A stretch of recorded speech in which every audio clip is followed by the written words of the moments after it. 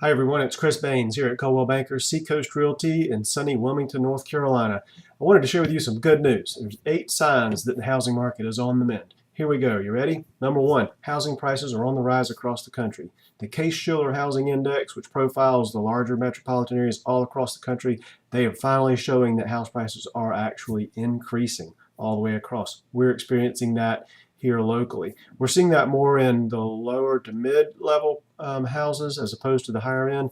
However, those will certainly going to follow soon. Number 2, foreclosures have slowed. From last month to this month, they're down 3%.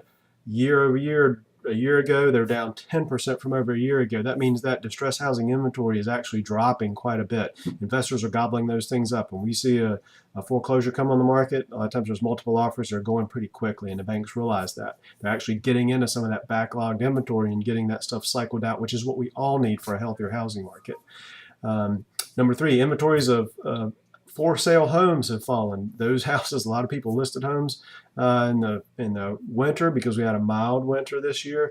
They were started selling them. We even saw that increase back in December. It's been grand slam all the way through. We've been selling a lot of houses. Inventories are low, and we're having a tough time finding properties to sell. Some of our buyers out there are looking, and if they hesitate, they're losing out because someone's coming in and buying that property.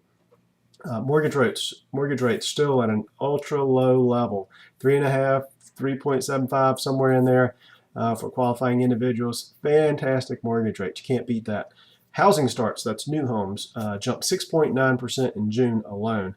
We're seeing a lot of our affordable new home communities without any standing inventory. They're building as fast as they can. They're a little nervous about hiring extra subcontractors to build, but then again, they have to be careful. They're good business people. They have to be careful, but then again, it's creating a shortage of housing for people that are looking for that type of home. Home building stocks are on the rise. That's evident through builders using those supplies up and creating a demand for more production of home building supplies. Investors who are buying homes, and we're seeing that all over. The investors have been back in the market for 8 to 10 months heavy, and those guys and girls have made good decisions because they're turning those properties around and renting them out, and the rents are very high right now. Let's see, rental prices right now, they're at a 10-year high, so how about that? Home affordability is at record highs for the median family income. It is actually cheaper to buy a house and make that mortgage payment right now than it is to rent. That's across the nation. Believe that.